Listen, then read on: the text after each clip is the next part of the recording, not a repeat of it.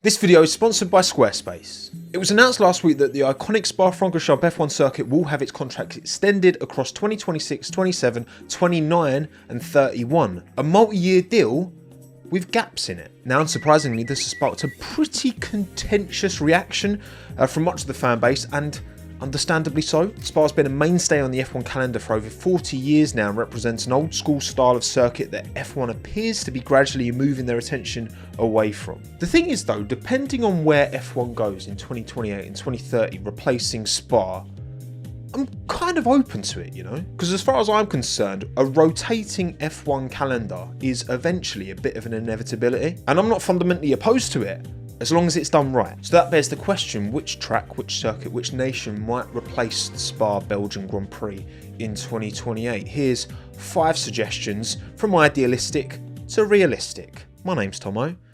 Let's talk about it. 24 races a season is more than enough, alright? It's plenty. In the regulations, 24 is a maximum, it's a peak. Team personnel in particular are already being stretched so thin. Yet even with 24 Grand Prix a season, the most there's ever been, there's still so many iconic, banging venues that are omitted from the calendar. Magny Cours, Sepang, Hockenheim, Nürburgring, Istanbul Park, Fuji, Kyalami, Mugello, Portimao, Bud, Indianapolis, the list goes on and on. Now historically F1 has been very European focused, very much a product of its time. F1's debut in 1950 had 8 Grand Prix and only one of them was outside of Europe, the Indy 500. The sport was founded by Europeans, primarily for Europeans, but we're talking 75 years ago, right? Global transport and logistics weren't what they are today. It's 2025 and F1's a global product, and I think it should reflect that, and I think it should be less European biased than it still currently is. We should have an African Grand Prix, we should have another South American Grand Prix, we should have more Grand Prix in South Asia, of course we should. What's the alternative, right? You've got 24 Grand Prix, most of them I think are pretty good. There's a few clangers in there that I'd happily miss, but most of them are very good and I think well established. Even someone like Abu Dhabi has made itself a bit of a cult classic, even though it's not one that's been around for a hell of a long time. But what I would say about rotational Grand Prix, I honestly wouldn't mind some really good quality racetracks like Spa being omitted every now and then, as long as the replacement is just as good, if not better. The more diversity of venues, the more broad a fan base F1 can really tap into, right? I'm European and I'm very privileged to be where I am. I've got, 7, 8 Grand Prix within a 3-hour flight from where I am. So it's pretty easy if I wanted to go to a European Grand Prix. I've got plenty of choice, right? Well, what if you're from India or Chile or South Africa? You've got to fly so far at such an expense just to get to your closest Grand Prix. You don't even have much choice, and that needs to change. Although what doesn't need to change is today's video sponsor, Squarespace. 3rd year of Squarespace sponsorship on the channel, which is pretty crazy. Squarespace is of course the all-in-one website building platform that I use for TOMMO'S and I used to use way before I started doing YouTube for my portfolio, for my graphic design, photography and animation work. The fact I've been working with Squarespace for so long clearly shows that there is mutual value that you lot are getting, that Squarespace are getting, that I'm getting, right, from this partnership, which is amazing. And Squarespace, fundamentally, the product hasn't changed since I first started doing Squarespace ad reads, but it has evolved over the years. The functionality has only got better and better, most recently with their AI-powered design intelligence and integrated SEO tools, making it easier than ever to build something beautiful. But Squarespace is free to try. It's only when you want to publish your finished website to the world that you have to pay anything. So you might as well give it a go. Head to squarespace.com/TommoF1 to get 10% off of your very first website or domain. Thank you, Squarespace, and thank you for supporting the brands that support me. Now, of course, there are cons to rotating Grand Prix. It would be remiss of me to ignore that, okay? It's not all positive. Certain circuits would very much struggle financially not hosting a Grand Prix every year. F1 is the biggest motorsport. It does bring the biggest crowds, and some venues more than others really do rely on that one race a year income to offset fairly minimal income for the remainder of the year. If your business model is built around having a Grand Prix every single season and all of a sudden you're being asked to drop it every other year, that could be lethal to the future of your track. Tracks do actually pay hosting fees to Formula One, ranging from about $20 to $50 million depending on the venue per season as well, waiving those fees for tracks that aren't hosting a Grand Prix on that season, but still giving them the guarantee that you'll be back next year, and then the year after that might mitigate that. I mean, here's an idea, right? Say Spa takes a year off, right, in 2028. Well, why not host a F1 endorsed event at Spa on that weekend where the Spa Grand Prix would have been, and do like, I don't know, do like a race watch along and have demonstration cars going around the track and give fans really cheap tickets, at least compared to the main race tickets, right? You're getting people interested, seeing F1 cars in person. Look at how quickly the tickets for the F1 launch event in London at the O2 sold, right? And you're not watching Grand Prix cars racing, you're just seeing the drivers, basically. You can build the hype for then next year's Grand Prix, so it'd be 2029 in Spa. Maybe even coincide that with some like TPC, like testing previous cars, testing for some of the teams that they like to do. Maybe they don't do them on actual race weekends, which is fair enough, but I just feel like you can make something work, you know? Because it's in F1's best interest to try and make rotational Grand Prix work, and therefore not to just abandon the tracks that aren't hosting it every other year, because otherwise they're not going to want to do it. Maybe even dangle the carrot of sprint races, right? Sprint races seem to be what the venues want because you get more ticket sales on a Friday. Because as a fan who I've been to a sprint race before, I went to Austria 2023 and I felt I got so much more value from my ticket on a sprint weekend than I have any other Grand Prix I've been to. But either way, my welcomeness to Spa stepping aside does fundamentally predicate the decision that they make as to who replaces them, okay? So let's start with option number 1. Hockenheim, Germany. Look, Hockenheim's top of my personal list, so we're starting strong here. Just 295 kilometres away from Spa. The return of the German Grand Prix for the first time since 2019 would work on a number of fronts, I think. A similar climate to Spa means that switch in time slot should give a like for like in terms of weather conditions. If anything, Spa is very, very unpredictable weather-wise because it's got a bit of a microclimate like Monaco has, which can obviously get a washout like we've seen in the past. But then the calendar is also gradually getting more logistically efficient, which it absolutely should do. I completely endorse that. So replacing Spa with a Grand Prix in New Zealand probably isn't going to be best from that point of view, from environmental impact, from distance travelled, from, you know, jet lag and all that, right? That's a consideration that should be made for a rotational Grand Prix. Now, we may only have Nico Hülkenberg as Germany's sole representative on the grid right now, but Audi's impending 2026 works entry from 26 onwards, bringing back the German Grand Prix. These two high-profile German names of Mercedes who already established, and then Audi coming in to bring a German Grand Prix. It just works. And talking to Mercedes, bit of a side point, but any Germans watching, let me know what you think of this in the comments below, because I do think that Mercedes, they're not really German, are they? Like, obviously the motor company is. I'm talking about the Formula 1 team, right? It's based in Brackley in the UK. Even the engine, high-performance powertrains, right, Mercedes is in Brixworth in the UK, about a 45-minute drive away. And then Daimler, they only own 33% of the team. The other 2/3 are owned by Austrian Toto Wolff and Brit, Jim Ratcliffe, who owns Man United as well, and is doing a terrible job, which is great because I hate Man United. Like, that car might have the silver arrow on the front, but when you chip away at the surface, it's pretty English, really. Audi, on the other hand, are taking over Sauber's factory in Hinwil, Switzerland, which may not be in Germany, but the German border is only about 40 kilometres away from Hinwil. And talking of Hockenheim, Hinwil is only about 330 kilometres away from there. So it's all pretty close. And even on the engine front, right, Audi aren't producing their engines in the UK like Mercedes do. They're producing theirs in Germany, just outside of Ingolstadt, which itself is less than 400 kilometres away from the team base. So I don't know, as a German fan, surely Audi would feel more like your team versus Mercedes, which it's not really, is it? Now look, many of you will be shouting for the Nürburgring instead of Hockenheim to be the German Grand Prix. But to be honest, in a Grand Prix form, I'm a Hockenheim guy. First opened all the way back in 1932, Hockenheim has a rich heritage in Formula 1. Yes, the Nürburgring has its own heritage in Formula 1. Obviously, the Niki Lauda crash is one of the most famous F1 incidents that he managed to survive. But that's not the Grand Prix circuit, that was the Nordschleife.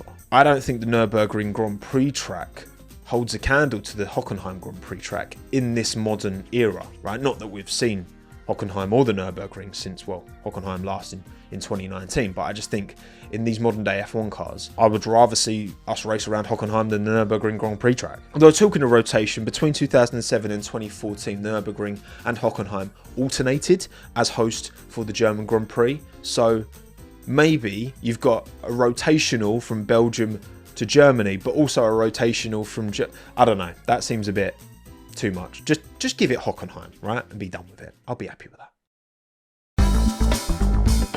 Istanbul Park, Turkey. What a great track. I love Istanbul. I think it's a fantastic circuit. Even though we've only had 4 Grand Prix there ever, it made an impression when it came onto the calendar. I mean, 2021, that was a race and a half, wasn't it? Plenty of character with loads of undulation, a bang-in turn 1, which is always a good thing. And I think the Turkish audience is very much there and waiting. We don't have a Turkish driver on the grid. I mean, Cembolit Bassi has been the most recent, racing driver to make an impression in junior formulas and super formula as well. And he's a graduate of sim racing, but unfortunately kind of nowhere near an F1 seat. I do think a young up and coming Turkish driver would really help consolidate in the same way that Franco Colapinto's had a massive impact in showing the Argentinian fan bases there. I think it would be the same for a young Turkish driver. We just need to wait for them to come around. Now, logistically, Istanbul Park is not as much of a seamless fit as Hockenheim, but it's still not bad, right?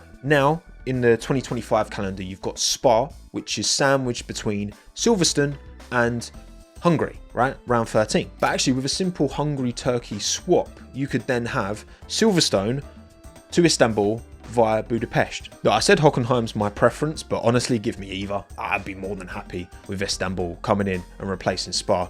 And I think Hockenheim and Istanbul are the 2 most seamless fits for sure that are available, that I think are nations within Europe that really need a Grand Prix. You could say the same about France, and I did consider putting Magny-Cours into this list as well, but Germany's been waiting longer than France for a Grand Prix. And I'll say as well, Hockenheim and Istanbul, I think in Formula 1, they match Spa. If not, I reckon they might be a bit better, which I know is possibly a controversial take, right? I feel very similarly about Mugello in Italy as well, right? Mugello, Spa, fantastic motorsport tracks, but not really for F1. F1 doesn't get the best out of them, not like sports cars, junior formulas. Those around Spa and Mugello, fantastic. But F1, these big, chunky, cumbersome cars with a lot of dirty air, it just doesn't really work around those layouts. Who knows from 26 onwards, right? Less dirty air, different aerodynamically, a little bit smaller. Maybe Spa will improve as an F1 Grand Prix. But in F1 in its current form, I could take it or leave it, to be honest. Buenos Aires, Argentina. Now, we all know full well the impression Franco Colapinto has made in his 9 race starts so far in Formula 1. Quick at his ceiling, a bit crashy, and insanely popular with an Argentinian fan base desperate to see one of their own back in Formula 1. Fangio and Reutemann wore the famous blue and white many, many decades ago, and Colapinto could well serve as their star for the future. He's still very young, he's still very raw. And now as an Alpine reserve, it feels like it's only a matter of time before he gets a full-time seat, because there's no way Alpine are paying bag to Williams to keep Colapinto as a reserve. Although, sidetrack, Alpine just signed a teamwear deal with Castor, and the amount of Colapinto shirts they're going to sell to Argentina, bit risky given Castor's track record with quality. So I'll say Alpine, good luck with that one. Now, we do know that very recently there have been genuine, real talks to bring the Argentinian Grand Prix back to Formula 1. At last year's Brazilian Grand Prix, between Stefano Domenicali and a delegate of representatives headed by Argentinian Secretary of Sports and Tourism, Daniel Scioli. Now, speaking to media after the fact, Scioli said, "We are starting to work on the possibility of bringing Formula 1 back to Argentina. Stefano knows Argentina very well. He has the best memories of our country. The meeting was very cordial, bearing in mind we are talking about the organisation of an event that is most sophisticated in the world in terms of logistics of all kinds." Now, any push for a race in Argentina will struggle on a couple of fronts. Funding will likely have to be coughed up by private investment versus any government support. Although, given the immediate interest from massive organisations like Globan and Mercado Libre around Franco, that doesn't sound like it's going to be an impassable hurdle anyway. Other brands will likely have seen the impact that Franco Colapinto made in a very short period of time, and the hysteria he whipped up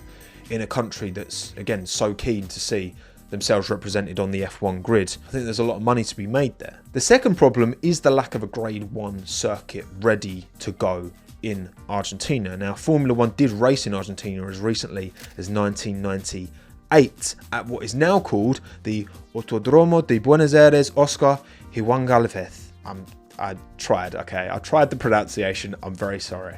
However, today it sits as a lowly Grade 4 track, nowhere near the minimum requirement for F1 to take a Grand Prix to Buenos Aires. Significant changes would be needed, so it feels like this could be a way off, but then again we are talking about a Grand Prix to replace Spa in 2028, which is over 3 years away, so you never know. Now, of course, an Argentinian Grand Prix would not fit seamlessly into the gap left by the Belgian Grand Prix from a logistics point of view, but having only one Grand Prix in all of South America, in Sao Paulo, is frankly shambolic. It's crazy that there is still only one Grand Prix in all of South America. Mexico's North America.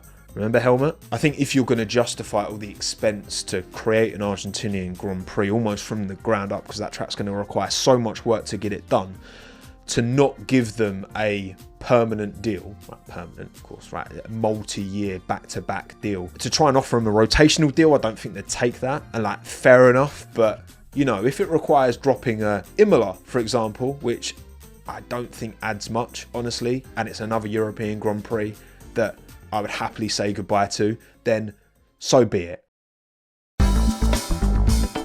Kyalami, South Africa. Another year goes by without an African Grand Prix, and Kyalami long felt like the most realistic place to go. Located just outside Johannesburg in South Africa, this is the African nation with the most pedigree in Formula 1 for sure, not only through 1979 world champion Jody Scheckter in a Ferrari as well, but the Kyalami Grand Prix circuit itself. It first hosted a GP way back in 1967, last in 1993, the year I was born.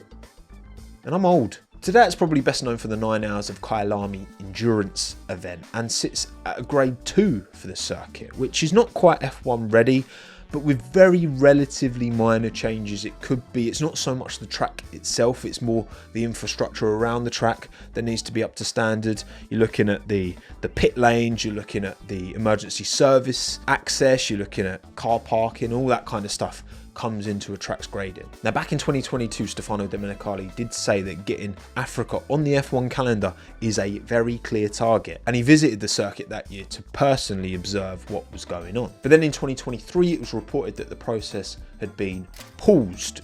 Seems to be something along the lines of not feeling like they had a sustainable project to show Formula 1 at the time, and there's been a bit of lock in the heads by the sounds of it between the promoter in Kyalami and Formula 1. Better to go when it's fully ready, I fully get that, rather than trying to jump the gun and start something early and potentially making a really bad first impression. Now, South Africa might be very far away from Belgium, but what does work in its favour is the time zone, because it's basically straight down and it's only 1 hour different to Belgium. This would surely offset some of the downside of flying quite far away from Europe. I mean, jet lag would be less of a problem for everyone involved in the travelling circus that is Formula 1. And then broadcast times as well wouldn't have to change massively from Belgium to South Africa, because it would be at a very similar time of day. But look, when would you put a South African Grand Prix? Surely you would put it during either the European or the Middle Eastern legs, because that's when it's as close time zone wise, and they are still the closest Grand Prix, because South Africa is right at the tip of Africa, so it's miles from the Americas, it's miles from Australia and Northern Asia. Surely that's the best place to put it. And I think Kyalami's got so much character to it. It is a purpose-built, proper racing track, which is what we all want to see, okay? Maybe not all of us, and I think there's a time and place for street circuits, but to lose Spa for a street circuit would really hurt, right? So to replace it with a like for like in terms of purpose-built track, a lot of undulation, a lot of great braking zones, good medium speed, I think Kyalami, looking at the track, would offer better racing for Formula 1 than Spa would. I think it would, I really do. Kyalami would soften the blow of losing Spa. However, unfortunately for Kyalami, there appears to be another African nation that has made a lot of noise recently and could beat them to the punch of bringing Africa back to F1 and F1 back to Africa. Kigali, Rwanda. President of Rwanda, Paul Kagame, formally announced the Rwandan bid for a Formula One Grand Prix at the FIA General Assembly last month in December, which was hosted in Rwanda, funnily enough. The proposition appears to be for a kind of street circuit, kind of hybrid, just outside the capital of Kigali, nearby to the brand new $2 billion Burgesera, I'm probably pronouncing that wrong, airport. Alex Wirtz, co-head of the GPDA with George Russell, is working on the design of the track. Who knew he was the new Herman Tilke? I had no idea Alex Wirtz did track design, but he does. Now, we've not seen any imagery so far at the time of recording of what this proposed Rwanda Grand Prix track would look like, but for reference, Wirtz also did the Qiddiya, I'm going to say, the new Saudi track that they're proposing for the future to move it away from where it is now to this new purpose-built home that isn't a street circuit, even though I think the Saudi Arabian Grand Prix track is actually quite cool and unique now, but never mind. Rwanda will want to steal the thunder of South Africa's Kyalami bid, which is very much stalled, if not completely stopped for the time being anyway. If they can be the ones to capitalise on the goodwill of fans to bring F1 to Africa, back to Africa, like that's going to be really important to them, especially given, I've got to mention the whole sports washing thing, right? Because that's been levelled at Rwanda heavily around this F1 bid, the optics of bringing Formula One to a nation with, it's got some history. I mean, since 2018, Kagame has invested hundreds of millions into domestic sporting facilities and sponsoring high-profile sports teams. We've all seen the Visit Rwanda on the Arsenal shirt sleeves. They even got a deal with the NBA, which upon its announcement, ESPN put out an article titled "How the NBA Got into Business with an African Dictator." Rwanda appears to be following in the footsteps of many of these Middle Eastern Grand Prix that are small in size, big in accusations of sports washing, but get onto the grid anyway. You can read up yourself and make your own opinion on Rwanda's human rights record and his 99.2% vote for Kagame in the most recent general election. Look, for what it's worth, I think you can level genuine, legitimate, evidence-based criticisms of so many nations on the F1 calendar. The world's attention moves around, right? There's horrific stuff that happens all the time, everywhere.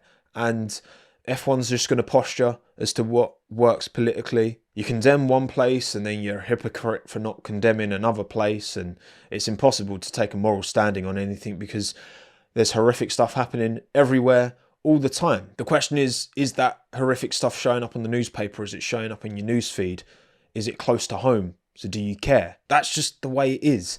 And if F1's going to be a global sport, we're going to come across these hurdles, and it's up to you as an individual as to what you're happy and pleased and content with and what you think the sport should and shouldn't do. It's not my place to tell you what to and to not think. Because like most things, it's complicated, it's nuanced, and I can't have an informed and educated and strong opinion based out of my nice cushy little house in England where I haven't really got much to worry about in life. Let's be honest. So I'll leave you to make your own judgments on that one. Back to the logistics anyway, just like South Africa, obviously Rwanda is quite far from Europe, not quite as far as South Africa, so you're shaving a good couple of hours off of the flight time. The time zone's the same as South Africa, so that works just as well. The same point I made with Argentina, where that's going to take a lot of investment to get that track in Buenos Aires up to F1 standard. You're building one from scratch in Rwanda, but there's clearly the intent to do it.